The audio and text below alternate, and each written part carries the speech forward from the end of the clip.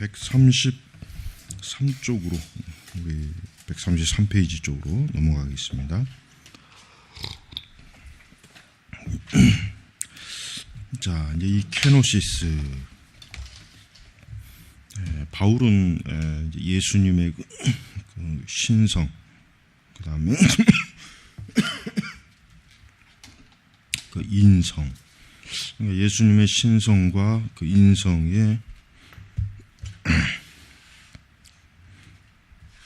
그 의미가 또 이제 저기 뭔가 중반에 보니까 제한되거나 축소되지 않으면서 여기서 바울은 이제 심한 의미를 덧붙이고 있는 것이다. 그러니까 예수님 자신이 그러니까 자기 자신을 비우셨다 했을 때 그 비우셨다는 게 이제 특별히 이제 그렇다면 이제 신성의 어떤 축소냐 아니면 제한이냐라고 하는 이 문제가 이제 생기죠. 그렇지만 이제 물론 분명히 한 가지 사실은 예수님께서는 인성을 가지고 계시기 때문에 그 인성이 사실은 신성을 가리고 있는 형편이긴 해요. 그러나 예수님의 신성은 절대 손상이 없습니다. 예수님의 신성이 손상이 있다 그런다면은 그거는 굉장히 뭡니까? 하나님의 어떤 본질적인 그 속성에 뭔가 문제가 있죠. 왜 예수님은 하나님 자신은 어떠한 내적 외부적인 것에 영향을 받지 않아요. 그러니까 하나님께서는 우리가 하나님의 완전하심이라죠. 완전. 하나님의 완전성. 그러니까 그 완전하다는 건 뭐냐면은 변함이 없다는 거예요. 그러니까 하나님 존재 자체를 뭐 외부고 어떤 것이 뭐 막 흔들어 가지고 막 하나님을 막 그냥 하나님의 뭐 지혜와 지식과 명철을 막 변화시킨다든가 또 하나님의 능력을 뭐 또 감소시킨다든가 이런 게 절대 없어요. 그러니까 똑같죠. 예수님의 그 신성이라고 하는 것이 뭐 인성 때문에 예수님의 신성이 만약에 신성이 어떤 해가 왔다, 지장이 왔다 이렇게 한다면은 예수님이 하나님의 아들이라고 하는 것도 문제가 그것도 온전하지 못한 거 아니겠습니까? 그러니까 우리는 그리스도의 신성을 제한하는 어떤 방식의 신학적인 그 내용을 우리 자신이 받아들여서는 안 됩니다. 그래서 우리는 예수 그리스도의 그 신성이 독특하고 또 그 본질에 있어서 하나님 자신이고 하나님 자체이죠. 하나님께서 스스로 완전성을 보이시는데 어떠한 오류가 없다. 이것을 우리가 이제 알아야 되겠습니다. 자, 134페이지로 넘어가면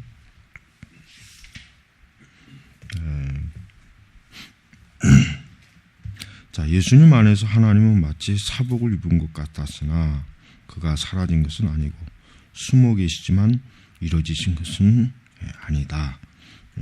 거기 이제 숨어 계셨다. 뭐 이런 표현이 이제 그러니까 예수님을 봤을 때 우리가 이제 한 가지 중요한 것은 분명히 만약에 이제 예수님을 우리가 본다면 우리가 이제 지금 시대에 만약에 우리가 예수님의 인성의 모습을 예수님 그 공생애 때 모습을 본다면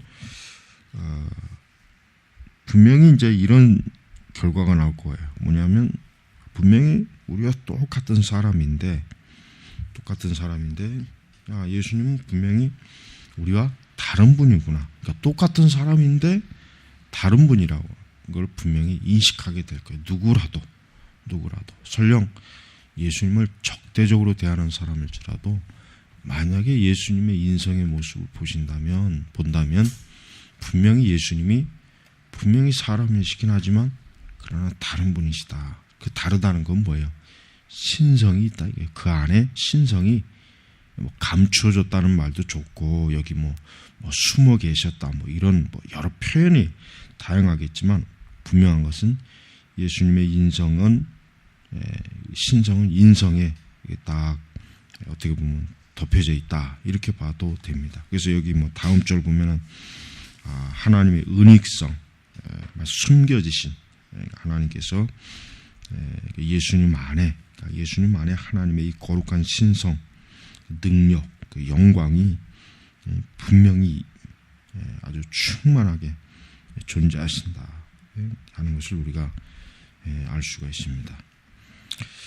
자, 그래서 이제 우리가 이제 예수 그리스도의 이 기독론에 우리가 중요한 이 예수님의 신성과 인성의 부분, 이걸 좀 대충 넘어가고, 그다음에 이제 그 135페이지 보면은 뭐 이게 좀 쭉 나열해 놓은 게 있어요. 이게 이제 뭐 나중에 한번 좀 봐야 되니까, 그러니까 결과적으로 바울은 그리스도와 여호와를 온전히 언어학적으로 동일시하는 대로 아주 쉽게 나아간다. 예수님과 하나님, 그리스도와 여호와를 언어학적으로 동일시하는데 아주 쉽게 나간다. 언어학적으로. 그러니까 한 분이다 이거죠. 그러니까 그리스도와 하나님은 동일한 신성을 가지고 계신 분이다.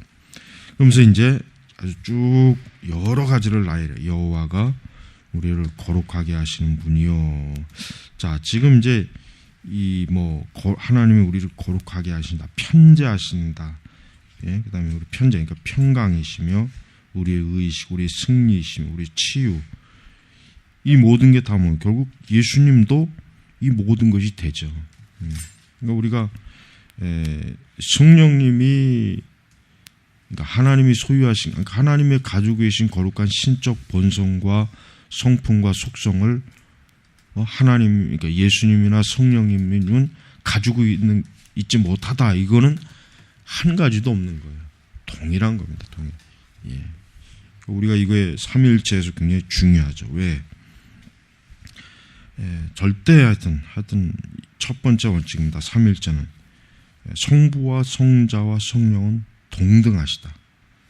이건 어떤 불변이고, 이건 제일 삼위일체에서 제일 첫 번째 나오는 명제가 이거죠. 동등하시다. 무엇에 그럼 동등하냐? 바로 지혜와, 그 우리 웨스트민스터 교리에도 나오죠. 그 뭐 지혜와 명철과, 하여튼 우리가 그 하나님의 거룩한 속성과 성품을 수십 가지로 지금 나열할 수 있는데, 여기서도 극히 일부지만 동등하다. 동등하다.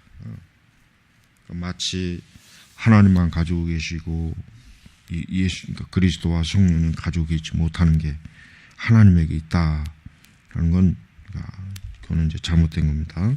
그래서 또 이제 복음은 하나님의 것이고, 역시 복음은 예수님의 것이고, 교회도 하나님의 것이지만 역시 그리스도의 것이고, 하나님 나라도 그리스도의 나라이지만 역시 뭡니까? 하나님의 그 사랑, 하나님의 나라, 또 그렇게 얘기할 수 있고, 또 이 말씀도 하나님의 말씀이라고 할 수도 있고 그리스도의 말씀이에요. 하나님의 영도, 성령님의 그리스도의 영이라고 하기도 하고 하나님의 영이라고도 할 수 있어요. 자, 이렇게 우리는 이제 하나님과 예수 그리스도와의 그 동등한 속성과 능력과 성품과, 그러나 그 사역의 구분은 있어요. 사역의 구분은 분명히 있습니다. 사역. 그러니까 모든 게 동등하고 동일하다고 해서 사역의 그 동등함은 또 아니죠. 그렇죠. 그러니까 이 사역은 삼일째 되신 하나님께서 그분들 자신이 영원 전에 분명히 어떤 사역에 있어서는 분명히 어떤 구분을 두는 그러한 그 주권적 그 활동을 하시라고 봐요. 자, 그래서 이제 이렇게 하고 이제 결론을 이제 이렇게 했습니다. 이제 2장 주차 책 제목인 2장이 예수는 누구신가? 예수님의 정체, 그러니까 예수님의 정체성. 그러니까 지금 2장에서는 이 저자가 예수님이 과연 어떠한 분이신가에 대해서 아주 집중적으로, 특별히 그분의 신성, 그분의 신성을 초점으로 해서 이제 썼습니다. 이제 거기에 대한 이제 글인데, 참 인간이며 하나님이신 예수님을 다루는 방식에 있어서 신약 성경 내에 발전이 있었던 것은 분명하다. 여기서 이제 발전이라는 게 이걸 이제 의미를 잘 이해하죠. 여기서 발전이라고 하는 것은 한 가지 기독론에서 좀 더 다른 높여진 기독론으로 발전한 그러한 발전은 아니다. 그러니까 마치 뭡니까? 진화되었다는 식으로 발전의 개념을 가지면 큰일 난다는 거예요. 그러니까 예수 그리스도 기독론 자체를 이해할 때 진화되었다 하는 이런 개념을 가지고 있다면은 예수님의 신성을 사실은 깨뜨리는 것입니다. 다만 여기서 말하는 발전이라고 하는 것은 여기 나와 있죠. 공간복음서에서 함축되어 있던 것이 서신서에서 외연적으로 표현된 그런 발전이지. 그렇죠. 공간복음서에서 예수님에게 다양한 활동, 그분의 말씀 이런 것들이 서신서에는 좀 더 뭡니까? 그것 자체보다는 거기에서 어떤 의미가 있느냐라는 그런 추출을 사실은 서신서에 하고 있어요. 그러니까 서신서에는 예수님의 뭐 일생에 대해서 뭐 구구절절이 나오는 일은 없어요.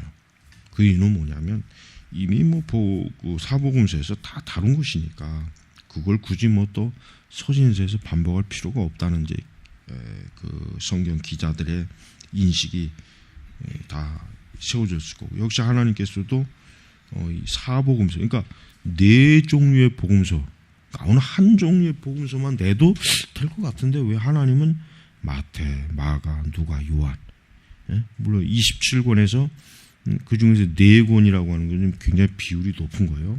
비율이 높은 거란 말이에요. 뭐 로마서도 하나고 다른 건 다 하나서인데 왜 굳이 물론 뭐 요한일서, 2서, 뭐 3서 뭐 그건 있죠. 근데 그거하고는 좀 다른 문제고, 예수님의 생애 자체를 다루는 일에 있어서는 왜 굳이 4개의 복음서가 굳이 있어야 되느냐? 그거는 그만큼 예수님을 바라보는 각도가 다양하다. 다양하지만 그러나 가장 중요한 의미는 뭡니까? 가장 중요한 의미는 예수 그리스도는 하나님이시고 그분은 여전히 지금도 존재하시는 거룩한 분이시다. 이게 지금 우리가 이제 중요하게 이제 봐야 될 관점입니다. 그래서 바울은 이제 이러한 예수 그리스도와의 그분의 일관된 정체성에 대해서 바울은 아주 잘 변증했어요. 바울은 하여튼 그 서신에서 잘 변증했습니다. 특히 뭐 로마서도 그렇고. 자, 그러나 이제 우리가 이제 바울에 대한 비판을 내부에서 할 때 보니까 바울의 그 종교의 특성이 뭐냐면, 바울의 종교의 특성은 대단히 교리적인 특성을 좀 강하게 나타나고, 바울은 어떤 서사적인 부분에 있어서는 별로 그렇게 드러내질 않아요. 서사적인 부분. 바울에게 있어서 역사성보다는 그 뜻이 무엇이냐라고 하는 거, 그 뜻이 무엇이냐, 어떤 의미가 있느냐를 많이 파악하는 그러한 사람이에요. 그러니까 우리가 바울을 볼 때마다 바울 자신이 그만큼 복음 자체에 대해서 깊이 생각했다 이거죠. 오랜도록 바울은 복음 자체에 대한 그 자기가 이해하고 깨달은 것에 대한 정리를 이미 다 해놨어요. 그래서 우리가 성경 보면 알겠지만은 바울과 사도들과의 충돌이 없어요. 바울과 사도들과의 충돌이 없어요. 그 충돌이 어떤 충돌이겠습니까? 만약에 교리적 충돌이 있다면 이건 뭐 진짜 큰일 나는 거죠. 근데 없죠. 그 다음에 실천적 충돌. 그러니까 바울 사도들은 전부 다 이랬는데 바울은 혼자 이렇게 하잖아. 그러니까 뭐 그 자체가 뭡니까? 그러니까 실천적 충돌이다, 이렇게 이제 얘기할 수 있어요. 예수님은 그 바울을 나중에 이제 그러니까 예수님 자신이 데리고 다니면서 바울을 가르친 것이 아니라 예수님이 이미 승천한 뒤에 바울을 만나주시고 바울을 이방인의 사도로 세웠어요. 이방인. 그리고 바울은 자기가 왜 부름 받았는지 부름의 목적을 명확하게 아는 사람이에요. 이거 참 중요한 거예요. 사도들도 마찬가지입니다. 자기들이 왜 불러 세움 받았나 하는 거 알아야 돼요. 우리가 이제 이런 거 올 때마다 우리가 이제 목회 지망생, 목회 후보생들이 분명 알아야 될 게 뭐냐면 하나님께서 왜 나를 부르셨는가? 하나님께서 왜 나를 참 택해서 하나님의 일 하도록 뽑으셨는가? 이런 의문점이 들어야 되고 거기에 대해서 아주 확실한 답을 잘 가지고 있어야 돼요. 당장은 아니더라도 확실한 답을 가지고 있어야 돼요. 바울은 자기 자신이 하나님께 그 부름 받아서 바울의 사역 자체를 문의하고 의논을 한단 말이에요. 그러니까 그런 부분에 대해서 자기 스스로 이제 일단 어느 정도 정리를 한단 말이에요. 그런 정리를 하는 가운데 이제 바울은 하나님의 명확함, 소명, 부르심을 알게 되고 거기에 하여튼 자기 자신이 어때요? 좌우로 이렇게 흩어지지 않냐고 오직 그 길로만 이제 가는 거, 오직 그 길로만. 그러니까 바울은 참 분명한 사람이에요. 하여튼 한번 그가 어떤 선택한 길에 대해서 바울은 포기하는 거 없어요. 그러니까 이제 하나님께서 바울에게 이제 나타나신 이유도 바울 자신이 일반적인 방식으로는 분명히 안 나올 것이니까 강하게 아주 하나님께서 그냥 그리스도의 신성을 보여주신, 신성의 그 영광스러움을 아예 보여주신 거란 말이에요. 그래서 우리는 이 바울의 신학이 여기 보니까 이제 요게 이제 뭐 거의 바울에 대한 비판 중에 가장 많이 나오는 거죠. 지금도 그러더라고요. 지금도 바울이 힐압 철학에 영향을 받아서 복음을 전했다라고 지금도 그렇게 믿는 사람들이 많아요. 참, 그러니까 바울이 이제 기독교 자체를 힐압 철학으로 완전히 재구성했기 때문에 오늘날 이제 기독교가 있었다 이런 얘기를 하는데 그거는 사실은 전혀 근거도 없고 또 거기에 대해서는 어떠한 사실적 내용도 없다. 이것을 이제 우리가 알아야 됩니다. 자, 그래서 우리 이제 158페이지를 넘어가면 한 4가지 점을 한 건 좀 봅시다. 예를 들어서 이제 예수님에 대한 바울의 가르침에 비교할 때 예수님의 자기 이해는 좀 모호하고 게알더스 보스의 예수 그리스도의 자기 계시란 책이 있어요. 그 책이 좀 어렵긴 하지만 지금 요 부분을 이해하려면은 그 책을 좀 참고하면 많이 도움이 될 것 같아요. 예수님에 대한 바울의 가르침에 비교할 때 예수님 자기 이해는 좀 모호하고 간헐적으로 표현된 일이 자주 있지만 이 단일한 신약 기독론은 다음과 같은 4가지 명제를 표현될 수 있다. 이제 신약 기독론. 참 신약 기독론이라고 하는 것은 적어도 이제 신약 성경을 기반으로 한 기독론 교리에 대해서 얘기하는 거죠. 자, 첫째로 성육신하신 아들 안에서 또 그와 함께 메시아 시대가 왔으며 그 둘 사이의 연관성은 매우 밀접해서 오직 예수는 믿으며 예수는 믿음으로써 그 새로운 시대 또는 하나님 나라가 들어갈 수 있다. 하나님 나라 들어갈 수 있다. 성육신 아들 안에서 예수님이 이 성육신 사건을 통해서 우리와 동등한 조건에 처해지고 또 우리와 동등한 그 삶의 방식을 택해서 오셨지만 그러나 그 예수 그리스도를 믿을 때 어떻습니까? 우리가 하나님 나라에 들어간다는 건 이건 명확한 사실. 두 번째, 그리스도는 선제하셨을 뿐만 아니라 여호와와 동등하신 불의로 위에서 오신 초현세적 존재시다. 그러니까 예수님의 그 선제성, 예수님의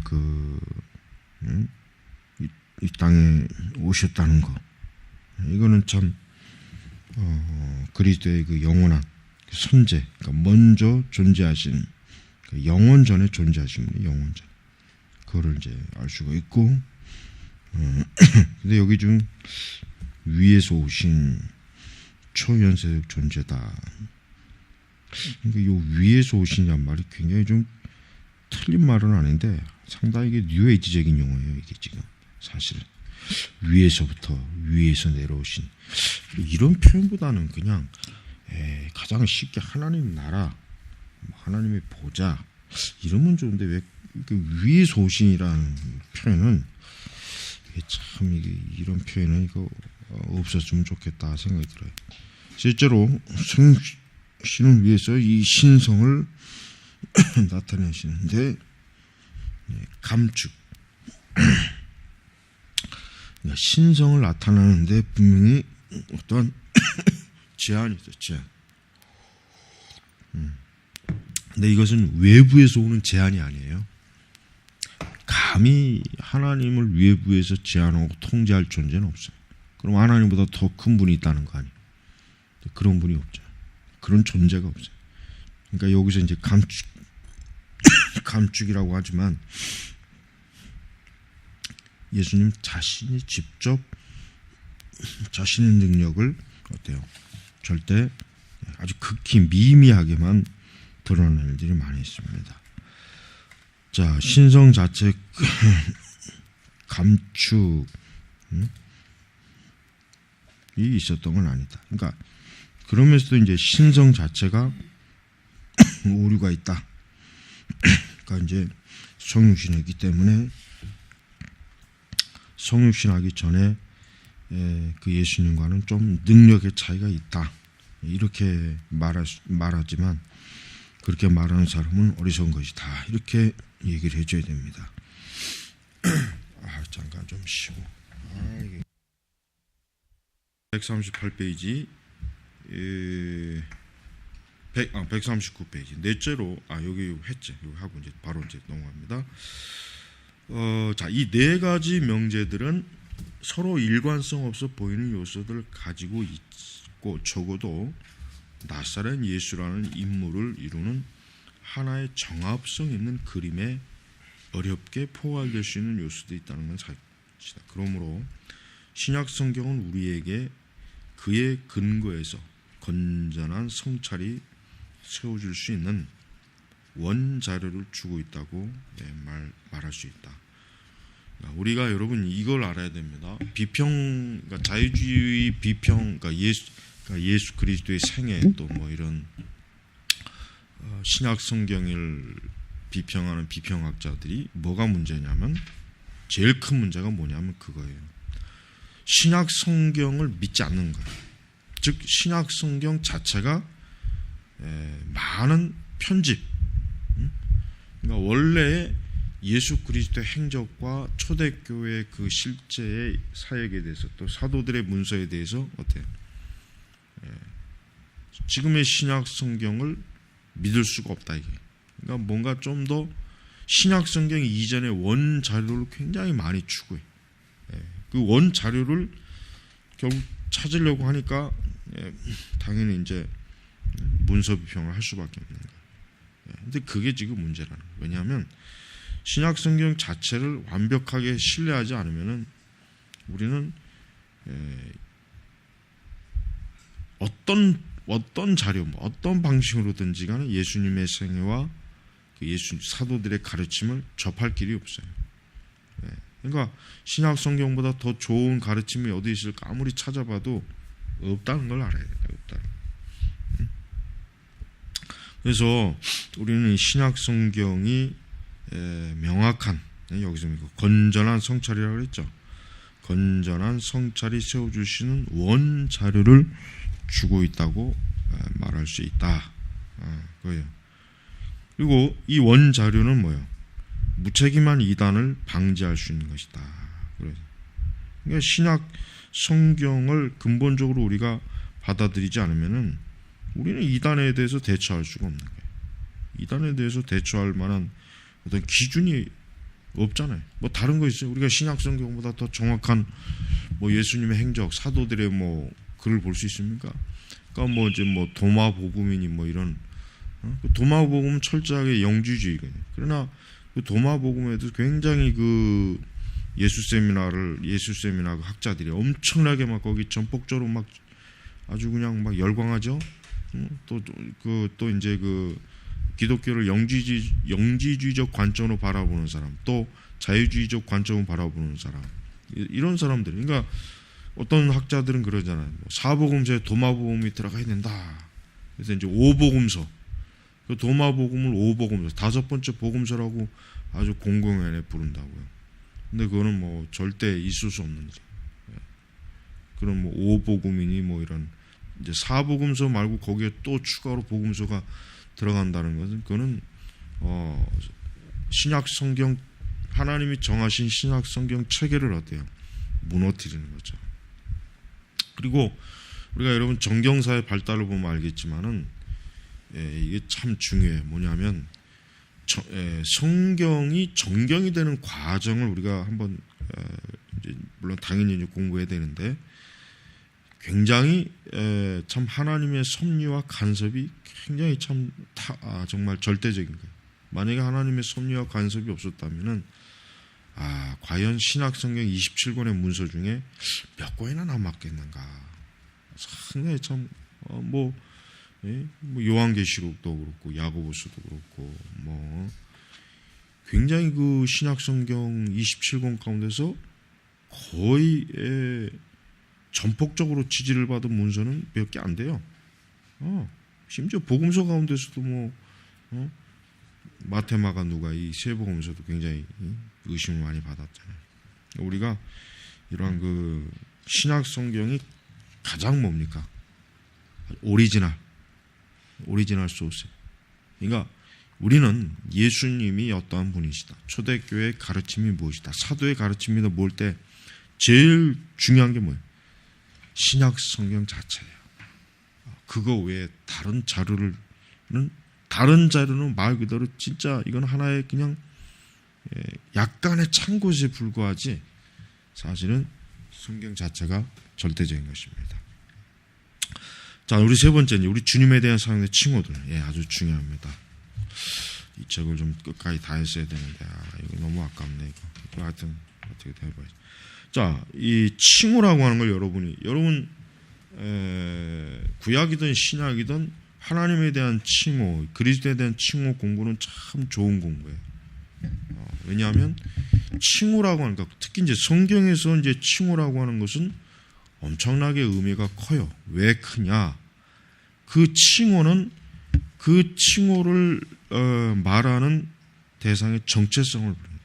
그래서 여러분 이제 구약 성경 인물들을 만약에 설교할 때 제일 먼저 설교하려면 뭘 연구해야 되냐면 그 인물의 이름부터 연구해야 돼. 인물의 이름부터. 그게 악인이든 의인이든 간에 제일 먼저 인물 설교를 할 때는 그 이름부터 도대체 이 자의 이름이 뭔 뜻이냐라는 거. 왜냐하면 성경에 있는 이름은 그냥 짓는 게 아니야. 다 의미가 있어요. 아주 중요한 의미가 있어요. 영적인 의미가 있단 말이에요. 그러니까 그 인물의 이름을 연구할 때, 성경을 연구할 때 꼭 해야 됩니다. 자, 그래서 우리는 예수님의 칭호, 예수님의 칭호가 굉장히 다양해요. 여기 보면은 이제 말씀, 그다음에 또 하나님의 아들, 그다음에 고난받는 종, 그다음에 또 뭡니까? 주님, 제일 보편적인 거 주님. 그다음에 또 뭐가 있습니까? 인자, 유명하죠. 인자, 주님, 인자. 그러니까 이런 그 칭호가 어떠한 의미냐, 어떠한 의미를 가지고 있느냐를 좀 이제 이 과에서 좀 공부합니다. 아주 굉장히 아주 유익한 좋은 겁니다. 자, 오스카 쿨만은 예수님에 의해서 또 예수님에 대한 사용한 칭호들이 네 가지 범주로 나눌 수 있다고 제안했다. 오스카 쿨만이 지금 제안하는 겁니다. 네 가지. 첫째는 뭡니까? 그의 지상 사역에 적용할 수 있는 칭호. 세 가지죠. 뭡니까? 선지자, 고난받는 종, 대제사장. 그다음에 둘째는 뭡니까? 그의 미래 사역에 관련된 칭호. 그게 뭐겠습니까?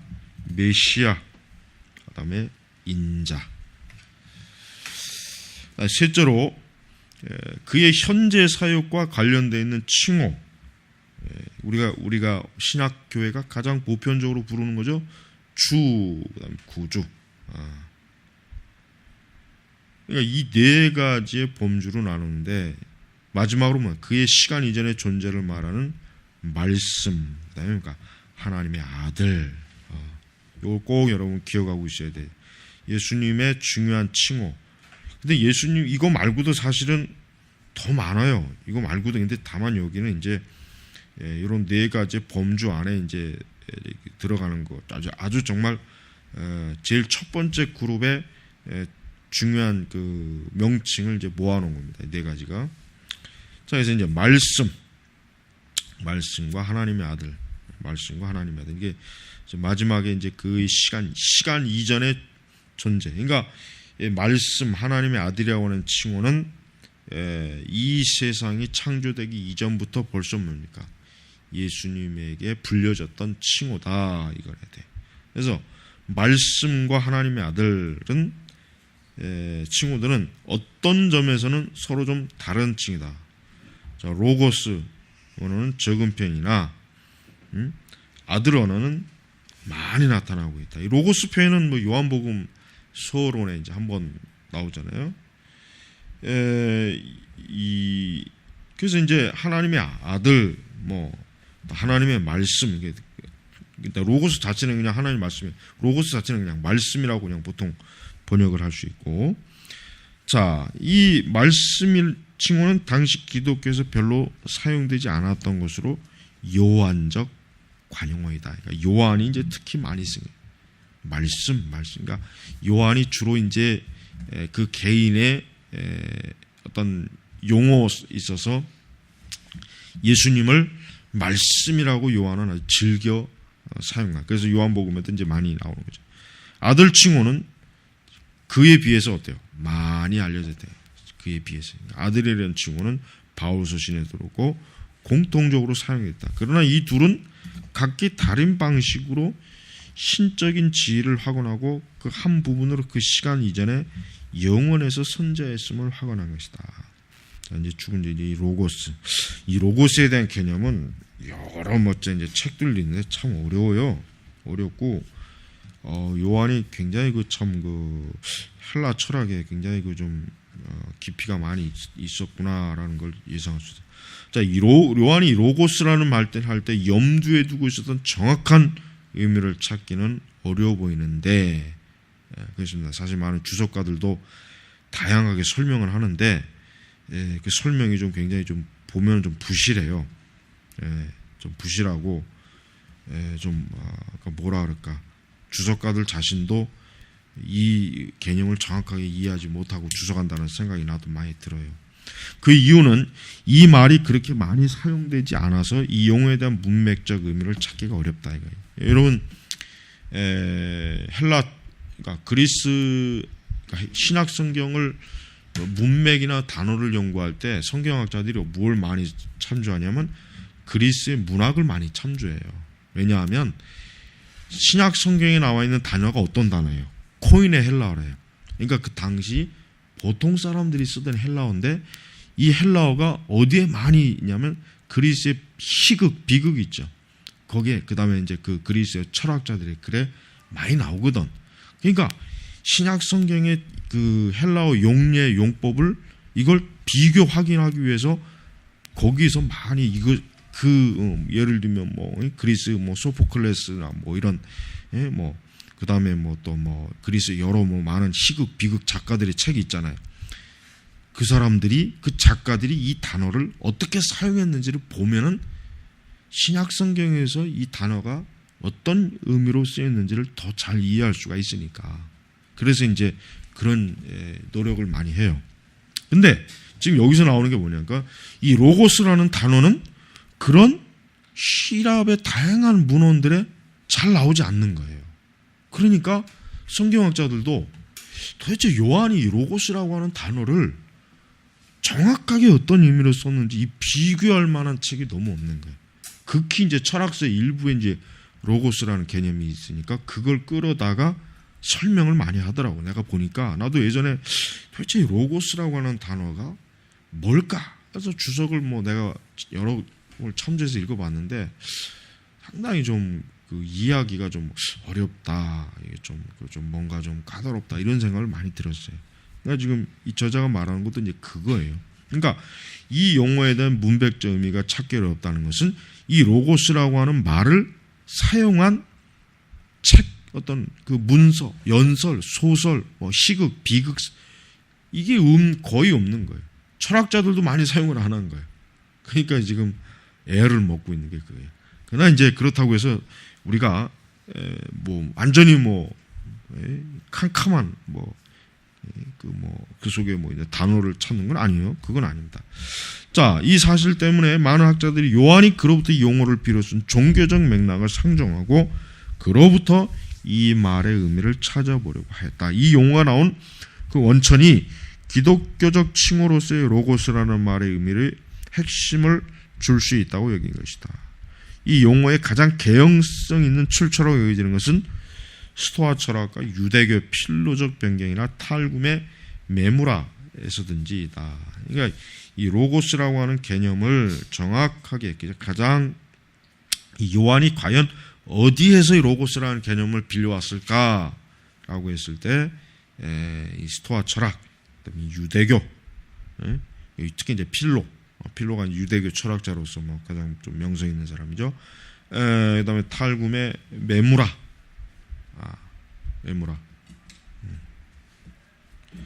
그래서 스토아파 사람들은 모든 물질이 어때요? 뜨거운 증기에서 나왔다고 믿어요. 뜨거운 증기. 이 푸누마에 의해서 물질이 생성되었고 또 이에 의해서 세상이 소멸될 것이라고 봅니다. 그 형성과 파멸 사이의 기간 동안 모든 물질과 생명이 창조력을 가지고 있다고 한다. 이 우주 안에 있는 모든 일을 반영한다. 이 창조력을 바로 뭐예요? 로고스다. 그러니까 스토아파 사람들이 로고스라고 하는 단어를 그들 자신이 철학을 전개할 때 쓸 때 의미는 뭐냐? 창조력. 그러니까 이제 이 창조력이라고 했으니까 어때요? 인격적이나 특히 이제 인격적인, 자의식적인, 그러니까 이 로고스 자체가 어때요? 인격의 요소가 있고 로고스 자체가 스스로 뭔가 생각하고 판단할 수 있는 의지가 있다고 여기지는 않았고, 다만 이 스토아학파 사람들은 로고스라고 하는 것이 결국은 우주 만물을 형성하는데 근본적인 뭐예요? 원동력. 여기 인격적인 제거된 하나의 힘. 발전기라고 보는 거예요. 발전기. 이거는 뭐 스토아학파 사람들이 보는 로고스는 지금 요한복음에서 나오는 로고스하고는 좀 어울리지 않죠? 맞지가 않단 말이에요. 자, 요한의 로고스 이외 비경, 이런 대립점들이 요한의 로고스에 대한 가르침의 원천이 스토아 사상이었다고 보기는 어렵다. 다음에 이제 뭡니까? 필로. 이 필로는 그 유대인들은 원래 이 철학자가 별로 없죠. 왜냐하면 철학은 유대인이 그렇게 유대인에게 맞질 않아요. 철학은 그리스, 헬라.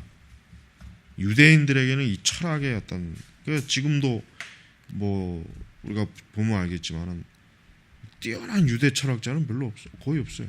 이제 독일이 이제 철학에 항상 늘 가오장 보면 이 철학의 역사에서 보면 독일 사람들이 늘 뛰어났죠. 굉장히 독일 사람들이. 자, 유대교에서 이 그 필로는 어때요? 플라톤적 신개념과 유대적 신개념을 연합시킨다. 이게 참 교묘한데, 이 플라톤적 신개념은 플라톤 자체가 인격적인 신 개념을 가지고 있질 않아요. 그러나 이제 유대교적 신 개념은 있어요. 유대교에서는 그 하나님이 존재 자체를 인격적인 관점으로 보지, 뭐 힘, 뭐 이런 뭐 또 정신적 이런 그렇게 이제 보지는 않습니다. 자, 해서 그는 플라톤주의에서 하나님의 온전하고 깨어지지 않는 초월성 개념과 그 세력과의 비연속성을 끌어낸다. 즉, 하나님은 인간의 경험과 지식 범위 밖에 있어서 미와 덕에 대한 인간의 최고 개념들과 같지 않다는 것이다. 이 초월은 상당한 간격을 만들어내는 중보자가 필요하다. 유대교 신학으로부터는 필로는 하나님의 창조자이며 동시에 세계 섭리적 통치자라는 신념을 이끌어낸다. 이 두 가지가 뭡니까? 결국 로고스다. 이렇게 필로는 이해하고 있다. 자, 하지만 이건 뭐 전혀 말도 안 되는 거예요. 이게 말 그대로 진짜 이거는 하여튼 철학의 장난에 불과한 거예요. 자, 필로에 의하면 로고스는 하나님 정신 안에 하나님의 생각으로 존재한다. 근데 이것은 인간의 생각처럼 표현됐고 이 말의 새로운 형태로서 로고스는 창조와 섭리에 대한 책임을 지다는 거죠. 그러므로 로고스는 하나님을 세상으로부터 분리시키고 세상과 하나님을 간접적으로 영합시킨다. 왜냐하면 로고스가 하나님의 중개자이기 때문이다. 필로는 성경을 바탕으로 이게 보는 게 아니라 이 철학을 바탕으로 봐요. 필로. 그래서 필로의 지금 그가 전개하는 이런 것들은 사실 전혀, 그러니까 그가 지금 증거하는 이런 부분에 대해서 성경에서 그러면 한번 이게 맞는지 틀리는지 확인해 볼까 보면은 전혀 근거가 없어요. 그러니까 자기가 추론한 거예요. 자기가 이 로고스란 개념을 어떻게 하면 이걸 정확하게 의미를 부여할 수 있을까라고 생각하다가 이제 생각한 게 플라톤의 신개념, 그 다음에 유대교적 신개념. 이걸 통해서 이제 적절하게 어때요? 자기 나름대로 추론해 본 거지만, 그러나 이제 뭐 전혀 와 닿질 않죠. 과연 요한이 이 필로가 제안한 이런 개념으로 로고스를 사용했다. 그렇다면은 요한복음이 어떻게 하나님의 아들을 증거하는 문서가 될 수 있겠냐? 요한복음의 목적은 뭐예요? 사람들이 하나님의 아들을 알게 하기 위하도록 요한복음이 쓰여진 것이라고. 그렇다면은 지금 과연 이러한 정의로 하나님을 알 수 있겠는가? 자, 필로의 개념은 요한의 생각과 피상적인 유사성을 가지고 있다. 피상적인 유사성. 그러나 적어도 세 가지 차이점이 있다. 세 가지. 이거 중요합니다. 필로가 보는 그 관점의 차이. 첫째로, 필로의 로고스는 신적인 것도 아니고 선제적이도 않다. 그래서 요한의 가르침과는 대립된다. 요한은 말씀, 로고스 자체가 뭡니까? 신적이요. 그다음에 영원적, 선제적, 이게 중요해요. 메시아, 예수 그리스도, 그분이 로고스가 만약에 하나님도 아니고 신성도 없고 그리고 창세 전부터 없다면 그러면은 뭐 똑같은 피조물, 똑같은 피조물인데 무슨 뭐 이 로고스에 무슨 뭐 그렇게 큰 기다릴 만한 게 없단 말이에요. 그 어떤 죽을 수밖에 없는 것도 우주의 지구한 아버지 유사하게 피조될 수 없고 오직 지구한 존재의 말씀에 둘째 신의 형태에 따라 피조되면 것이다. 필로가 말한 거예요. 어떤 죽을 수밖에 없는 것도 우주의 지구한 아버지와 유사하게 피조될 수 없고, 그러니까 필로로서는 필로는 삼위일체를 안 믿죠. 그렇죠. 필로는 안 믿죠. 왜? 여기서도 나와있지만은 로고스 자체를 어때요? 하나의 피조물로 보고 있고, 그 다음에 로고스 자체는 뭡니까? 좀 열등한, 그러니까 하나님의 그 궁극적 하나님의 완전하심보다는 열등함을 또 그 기준을 두고 있어요. 둘째로 필로의 이 로고스가 요한의 로고스처럼 인격적이었는가도 의심스럽다. 그래, 인격성. 아까 여기 144페이지 나왔지만 인격성에 대한 거는 말하지 않더라고요. 그러니까 이제 철학자들이 제일 이해하기 어려운 게 그거예요. 뭐냐면 어떻게 어떤 개념이 거기에 인격성이 들어갈 수 있느냐라고 하는 걸 철학자로서는 이해할 수가 없는 거예요. 그러니까 필로도 로고스라고 하는 개념을 이해하면서 인격성이 어떻게 여기 들어갈 수 있겠는가. 그러나 이제 우리가 사복음서를 보세요. 사복음서가 왜 첫 번째부터 제일 강조하는 게 뭡니까? 그리스도의 신적 존재를 말하잖아요. 그게 굉장히 중요한 겁니다. 예수님이 만약에 그냥 피조물보다 조금 낫거나 아니면 뭐 천사 정도만 돼도 어때요? 사실은 우리의 죄를 속죄할 수 있는 그런 분으로서는 적합하지라는 거예요. 셋째로 필로에게 있어서 이 말씀이 우주 안에 있는 합리적 질서가 산물에 내재 있는 양상과 동의어로 쓰고 있다. 그러니까 우주 안에 있는 합리적 질서가 사물에 내재되어 있는 양상, 사물에 내재된 이것이 결코 지구한 존재의 자기 계시와 동일될 수 없다. 그러나 요한에게는 이 말씀이 하나님이고 결국 합리적 질서에 대한 동의로 사용된 적이 없다. 필로에게는 말씀이 세상과 하나님을 분리시키지만 요한에게는 말씀이 그들을 연관시킨다. 이거 연관. 요한의 로고스는 필로의 로고스와 할 수 없는 것들이다. 예수님은 인격성과 성육신을 가지고 있고 또 예수님 자신은 분명히 어떻습니까? 하나님이시기 때문에 사람의 모든 것들을 아시고 이해하세요. 그러나 이 유대적인 그러니까 필로적인 로고스 개념에는 예수님의 그 인격, 그 다음에 또 중요한 게 뭡니까? 성육신, 이거를 필로에게서는 발견할 수 없는 거예요. 그러므로 로고스 개념과 필로의 개념의 관계는 의존적 관계이기보다는 대립이다. 이거죠. 대립. 그렇습니다. 우리는 로고스의 개념에 대해서 혹시라도 누가 쓴 글을 봤을 때 로고스를 인격적으로 대하지 않고 만약에 혹시 필로라든가 이런 스토아 사상에 접혀있는 어떤 물들어 있는 그러한 개념을 만약에 보게 되면 이거는 아니구나라는 것을 우리가 알 수가 있습니다.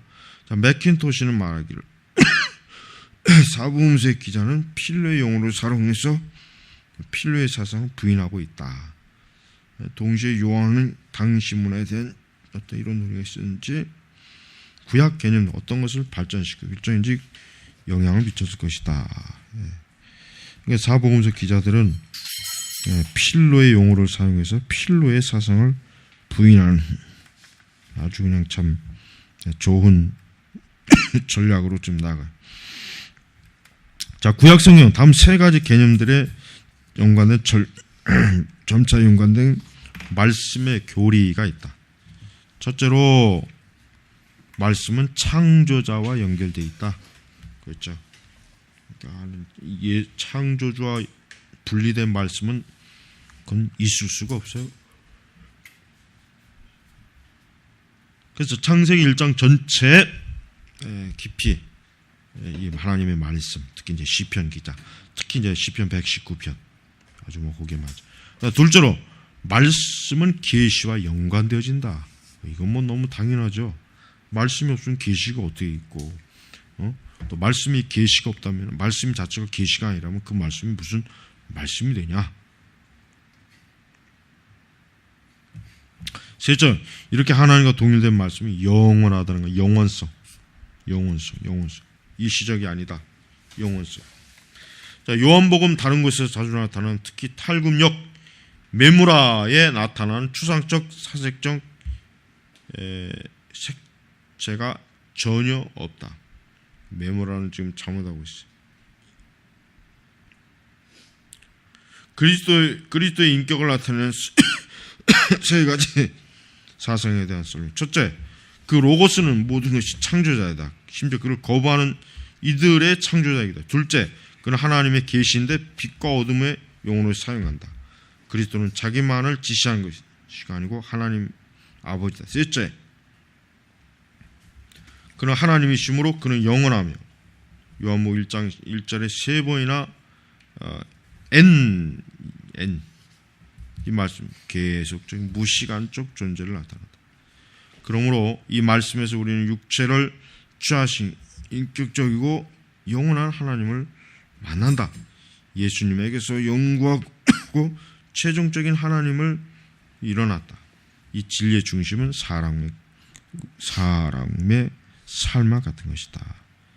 예수님 그를 통해서 또한 그와 함께 하나님의 어떠하심, 의지, 그 길을 알려주신다. 그러니까 요한복음에서 나타난 이 참 그리스도의 그 성품과 속성, 또 그분의 그 칭호의 의미 부여는 아주 잘 어울리고 아주 정확하게 일치된 그런 것입니다. 우리는 예수님께서 우리가 이와 같이 그분의 그 인격과 신성인 활동은 세상 만물에 다 보여지는 것이고 아는 것이고, 이건 인간 본성이 사실은 알고 있는 것이지만 다만 믿지 않으려고 하는 것, 이게 굉장히 강하다라고 해서 알게 됩니다. 다음 이제 하나님의 아들 대표적으로 쓰이죠. 요한은 그의 말씀을 전하고자 하는 것은 시대 다른 부분에서 하나님의 아들 칭호를 말하는 바와 완전히 동일하지는 않지만 거의 일치한다. 이 하나님의 아들이라고 하는 표현이 지금 신약 성경 내 다른 그 성경에도 굉장히 필요한 것이고 중요한 것이다라고 말을 했습니다. 하나님의 아들 칭호는 그리스도에 대한 독특한 개념. 그리스도는 하나님 자신, 깊은 곳에서 오직 하나님 자신이다. 그러나 그는 인간의 형제 안에 오신 하나님입니다. 그가 회치하신 인간의 형제는 그의 하나님 되심을 숨기면서 또 다른 이로 하여금 성부에 순종케 한다. 이렇게 보면 됩니다. 이건 여기까지.